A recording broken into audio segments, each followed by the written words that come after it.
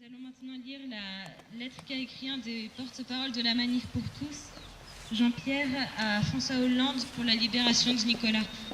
Je pense que tout le monde a entendu parler de cette condamnation très rapide de cet étudiant. Je laisse la parole au porte-parole de la Manif.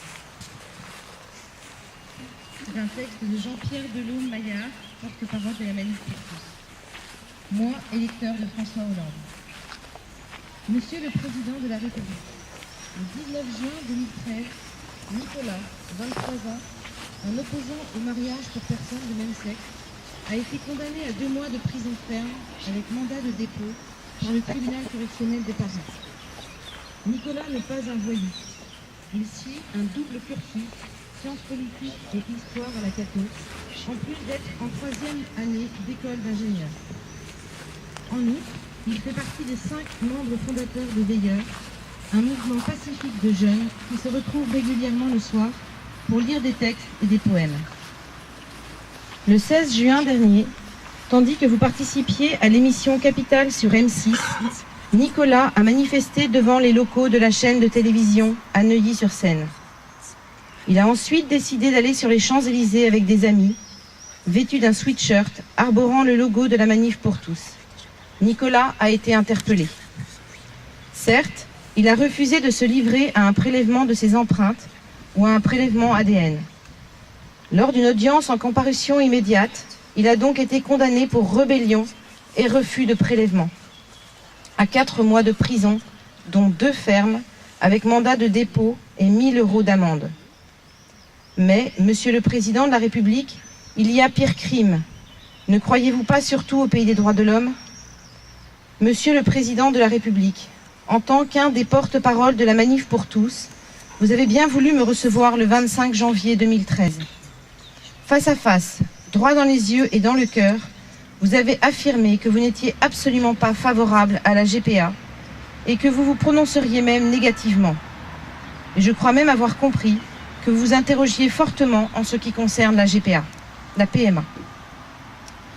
Vous nous avez également rappelé qu'il était nécessaire que cette loi soit votée et débattue dans de bonnes conditions, en nous indiquant que des éléments de droit doivent être garantis et précisés.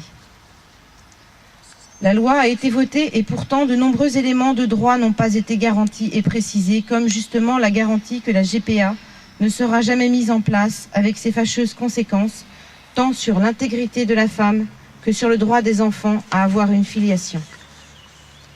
Depuis, des centaines, des milliers de personnes comme Nicolas, comme d'autres, comme moi, descendons régulièrement dans la rue, pacifiquement, pour vous rappeler vos promesses.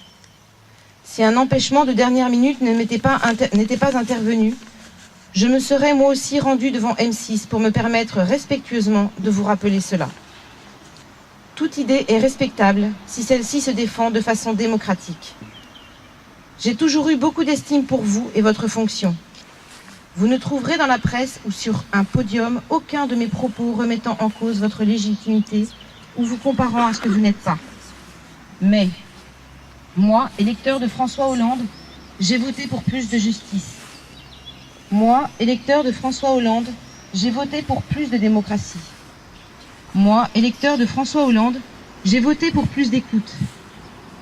Moi, électeur de François Hollande, j'ai voté pour plus de compréhension. Moi, électeur de François Hollande, je n'ai pas voté pour que des jeunes qui font valoir leurs idées de façon pacifique se retrouvent en prison.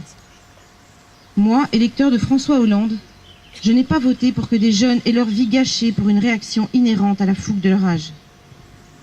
Monsieur le Président de la République, lors de notre rencontre, je vous ai avoué sous la forme d'une confidence que mon premier compagnon avait été l'un de vos plus proches.